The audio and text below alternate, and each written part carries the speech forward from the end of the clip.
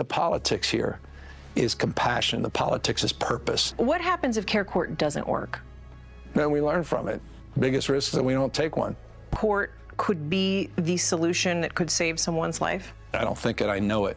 It's very familiar what we're doing, even though it's novel and new and bold. When people get their meds, when people get support, we know we can turn people's lives around. This is eminently solvable. I'm done with the excuses. You should be done as a taxpayer. Everyone watching should be sick and tired of the excuses.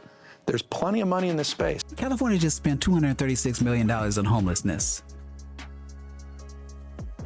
And that's not the worst part. Wait till you hear this part. It helped 22 people. Not 22,000, not 2,200, 22 people. That comes out to $10.7 million per person. I know, I didn't believe it either. So I checked the math, and then I checked it again, and then I realized this story is not really about homelessness. It's about something much deeper, and that's typically the story. That's typically how it is. See, back in 2022, California launched a program called Care Court, C-A-R-E Court. It was rolled out with full confidence, excitement, national TV interviews. They had big promises. The goal, help thousands of severely mentally ill people off the streets. Estimates range from 7,000 to 12,000 people. Some projections were even more. Now, this was not framed as an experiment. No, this was framed as a sure thing. Fast forward to now. The state spent $236 million over 4 years. The number of people actually helped, allegedly, 22. That's not a rounding error. That's not early stage growing pains. That's a complete collapse. For perspective, $10.7 million can buy, permanent housing. It could buy full-time psychiatric care.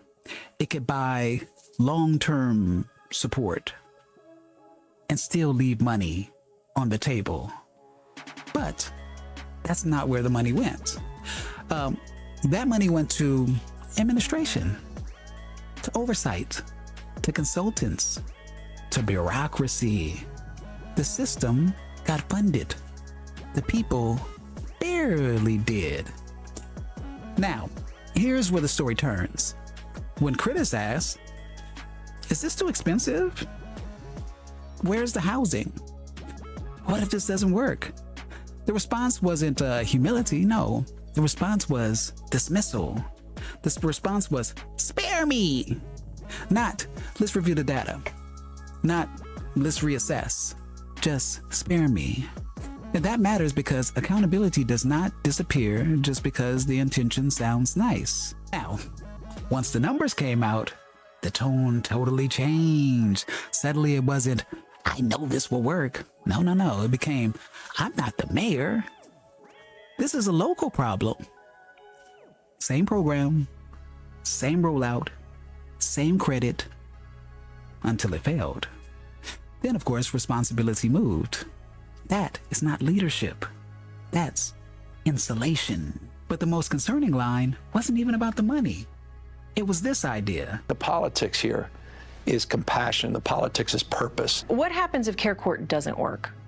Then we learn from it. Biggest risk is that we don't take one. If it doesn't work, we learn from it. Learn from it?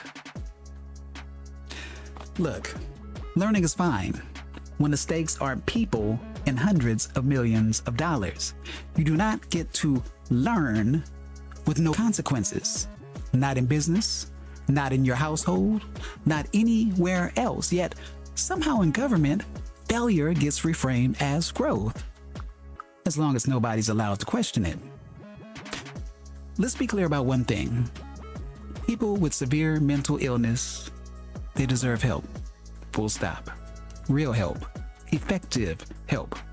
What they don't deserve is a system where the money vanishes, where the results don't show up, and anyone who asks questions gets told to shut up. Compassion without results is not compassion. It's simply branding. And California taxpayers deserve better than a $236 million lesson that helped 22 people.